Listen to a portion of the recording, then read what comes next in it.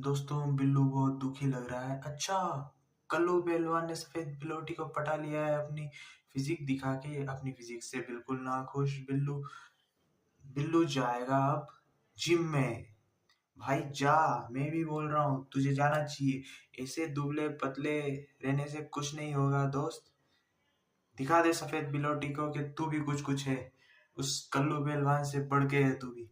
जा, यहाँ पे प्रोटीन ड्रिंक पिया जा रहा है, सब कुछ पिया जा रहा है, डंबल वंबल। अरे भाई, क्या ही फिजिक बन गया है। और बिल्लू पहलवान बन चुका है। आखिरकार अब कल्लू पहलवान का सामना करने जा रहा है। कल्लू पहलवान को देखा, बिल्लू पहलवान गुस्से में उसके पीछे, कल्लू और सफेद बिलोटी भाग गई।